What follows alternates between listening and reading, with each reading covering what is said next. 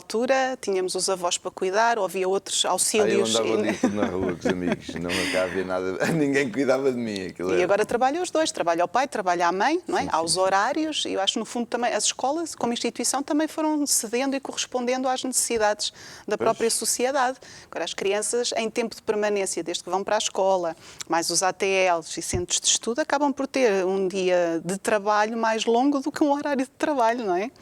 E claro que as crianças ficam instáveis, ficam irrequietas, não é? Pois recorre-se muito mais a medicações e afins quando tem a ver com as bases que têm que ser trabalhadas, não é? Claro. E então, ao perceber isto ao longo dos meus anos de trabalho, fui percebendo que as crianças realmente, para se tornarem adultos saudáveis e para crescerem em equilíbrio, precisam de outras coisas, não é? Eu tenho uma menina com 8 anos e sempre procurei, enquanto ela esteve a estudar, proporcionar-lhe um tipo de pedagogia diferente, pude fazê-lo. Eu estive cerca de 20 anos aqui em Lisboa, depois há 2 anos é que voltei para Oliveira do Hospital, na altura dos incêndios, não é? Há 2 anos ganha juízo, foi isso? Ganhei juízo há 2 anos, é verdade. É verdade.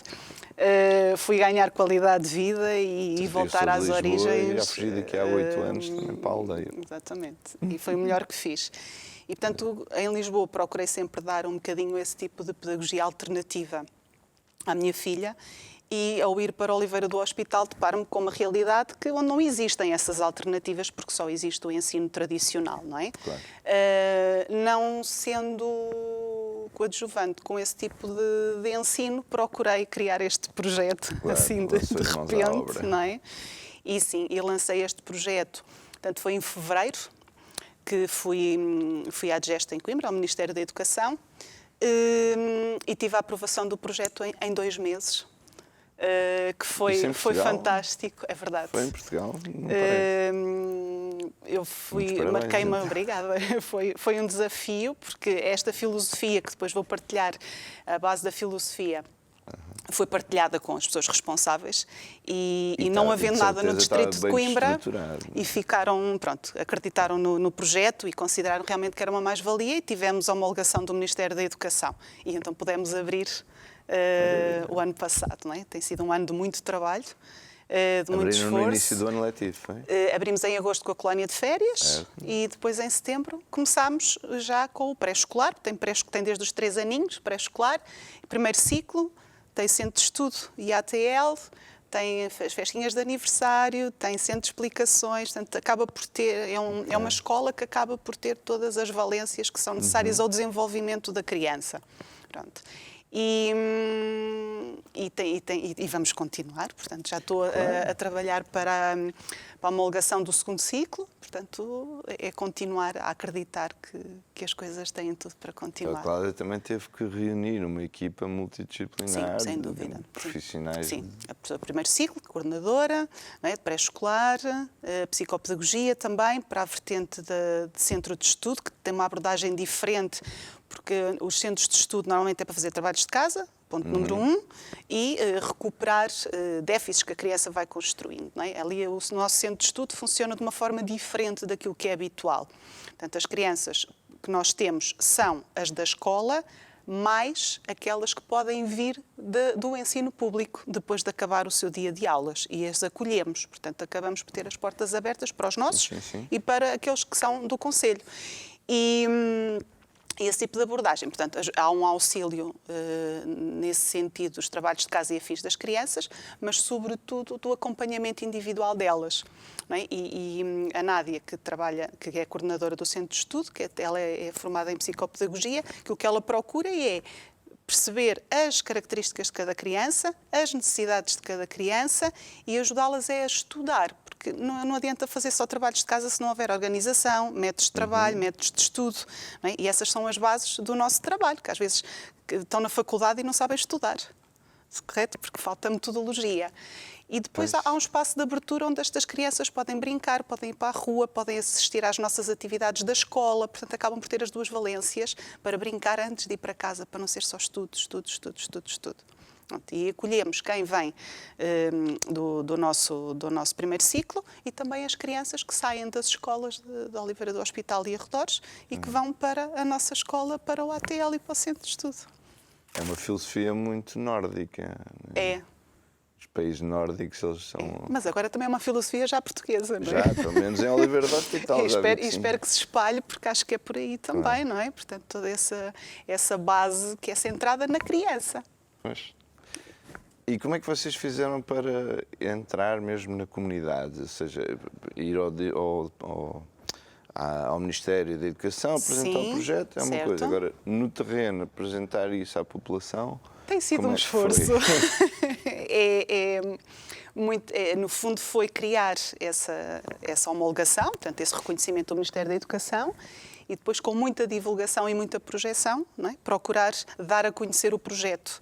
Agora, obviamente, num meio que é mais pequeno, que tem uma pedagogia alternativa, acaba por o que é isto, não é? E acaba por surpreender. E muitas vezes também a falta de conhecimento das coisas faz não entender aquilo que se passa. Porque nós somos diferentes, mas somos iguais. Ou seja, o método é diferente, mas Pois, o a ensino matéria é igual. é igual. Porque nós temos que corresponder aos currículos impostos pelo Ministério da Educação, obviamente, não é? Claro. Agora, a metodologia e a forma como nós o fazemos é que é diferente.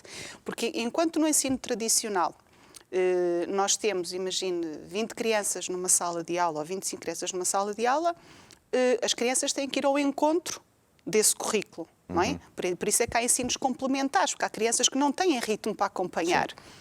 Na minha escola é diferente. Portanto, é o professor que tem que acompanhar o ritmo de cada criança. E, portanto, tem que haver um currículo adaptado. É um grande desafio para o Percebe? professor. Mas eu acho que é assim que se valorizam as crianças, é assim que se valorizam os adultos e é assim que os professores devem trabalhar. E é assim que se consegue tirar o melhor delas. E as crianças não são boas em todas as áreas. Então o professor tem que perceber se ela é melhor no raciocínio lógico-dedutivo, a matemática, se é na capacidade de compreensão e temos Claro. o português, não é? Portanto, temos que perceber a condição de cada criança, não é? Isso faz parte também do meu papel de compreender esta família e esta criança e as suas características, para que depois tudo aquilo que precisa de trabalhar seja trabalhado para não influenciar a aprendizagem. E o contexto familiar é super Sim. importante. Nós trabalhamos muito a família. Portanto, eu costumo dizer, o Ninho de Amor é uma segunda família. Os pais têm acesso livre à escola. Eles entram e vão onde estão as crianças. Não é? Eu costumo dizer a brincadeira, nós não temos nada para esconder, portanto, se as crianças estão a comer, vão ao refeitório. Se estão na sala, pronto, se estiverem a trabalhar, têm que aguardar, obviamente, mas estão em regime livre e os pais vão onde estão as crianças. E cada família também contribui naquilo que ela tem de melhor para contribuir, a nível pessoal, a nível de formação, para que também possam dar o seu contributo para a escola e para as crianças. Não é? Os pais podem partilhar as atividades com os filhos na escola, podem ficar amanhã, uma tarde, às vezes os pais vão, as crianças às vezes não querem ir embora, estão bem, estão a brincar, estão felizes e eles ficam a brincar com as crianças. Portanto, há esta liberdade para os pais sentirem também essa segurança que precisam de sentir, porque têm lá os seus filhos. Não é? Sim, porque de certeza que muita gente fica a ponderar e pensar assim, mas como é que é possível o meu filho, no final do ano letivo, sair lá a saber tanto com menos carga horária? É verdade. É legítimo. A carga horária é a mesma, ou seja, há um número mínimo que é exigido por lei e nós cumprimos esse mínimo, não é? Que é exigido por lei. No ensino tradicional há esse número de horas que é exigido por lei, mais tudo aquilo que eles têm que assistir, as AECs e afins, que é para prefazer um dia na escola. Portanto, a nossa pedagogia tem tudo, quer o pré-escolar, quer o primeiro ciclo, as aulas são de manhã, portanto, como estava a dizer, no nosso tempo, não é? Exato. E durante a tarde temos tudo o que tem a ver com as outras valências. Temos as que são curriculares, por exemplo, a ginástica, a música, as línguas, mas também o que faz parte da escola. E o que é que nós temos de mais-valia? É as aulas de desenvolvimento pessoal, desde o pré-escolar, filosofia para crianças, também, que é a parte mais humana, e o inglês desde o primeiro ano, apesar de ser obrigatório apenas a partir do terceiro, eles têm o inglês desde o primeiro ano, a música e o canto, a natação, durante a tarde. Portanto, durante a manhã há o maior período de concentração, as crianças estão focadas e pensam, ok, eu vou trabalhar agora a matemática, mas a seguir eu vou brincar. Então elas, no fundo, acabam por concentrar toda a sua capacidade, toda a sua energia naquele objetivo e o rendimento é superior. Elas não precisam mais do que isto. Então têm um dia feliz. Aprenderam, brincaram e continuam a ser crianças. Muito bem. E você também. Eu também.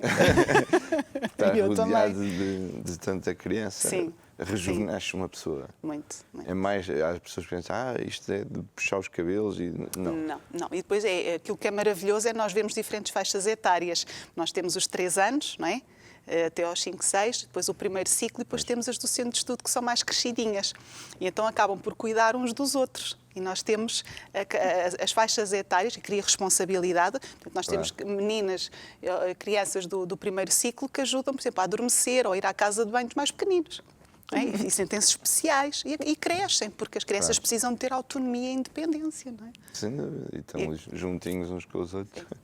E claro, há bocadinho estava a dizer, num meio pequeno, onde vocês estão, mas eu sinceramente fiquei muito surpreendido, porque já não ia ao Oliveira do Hospital se calhar há 20 anos, e achei que teve um crescimento muito bom, até porque eu ali conheço também Ceia, que é ali o pé, e o crescimento de Oliveira foi muito maior. Sim. E neste momento, aparentemente, sim, Oliveira do Hospital está bastante mais desenvolvido do que outras zonas mais nos arredores.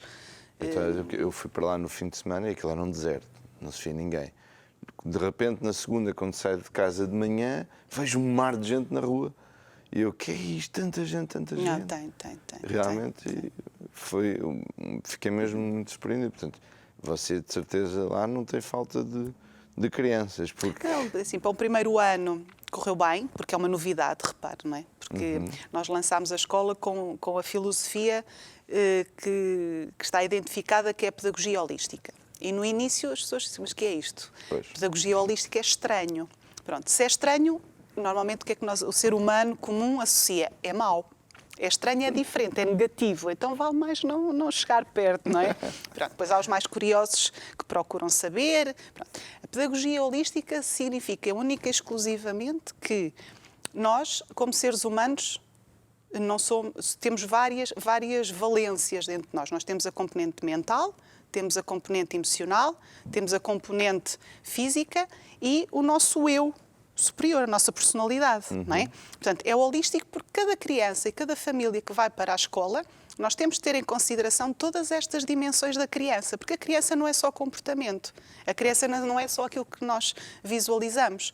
A criança é o seu mundo emocional, sobretudo, e o seu mundo mental. Não é? Porque imagina uma criança que é hiperativa ou muito ansiosa, nós pensamos, ela temos que ajudar a ser menos ansiosa. Isso é o comportamento. Mas porquê é que ela é ansiosa?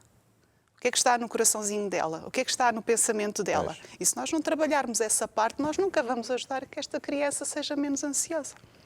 Não é? E, portanto, é holístico neste sentido, porque respeitamos cada criança. E dá jeito de ser uma psicóloga, não é? Dá muito jeito, pois.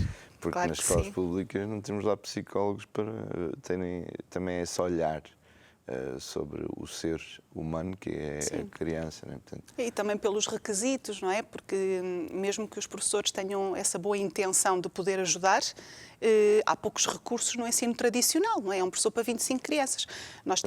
Eu tenho a condição, por exemplo, por sala, tenho 15 crianças. Não é? Para permitir este ensino mais individualizado. Mas tenho autorização para pôr 25. Se eu tiver 25, este professor não vai conseguir corresponder da melhor forma. E no ensino tradicional são obrigados a isso, percebe? Claro. E isso muitas vezes também influencia. E para não falar nos casos em que há turmas mistas, em alguns casos escolas em meios mais rurais, onde tem uma parte que são alunos do primeiro ano e outra parte na mesma turma que é do segundo ano. Sim, acaba por ser mais exigente para o meu professor. filho até no primeiro ano tinha metade da turma era do primeiro e a outra metade na mesma hora com a mesma professora, a outra metade era do terceiro. Na nossa altura também era assim, mas isso é... Eu não, nunca apanhei isso. Mas eu tinha aos 4 anos.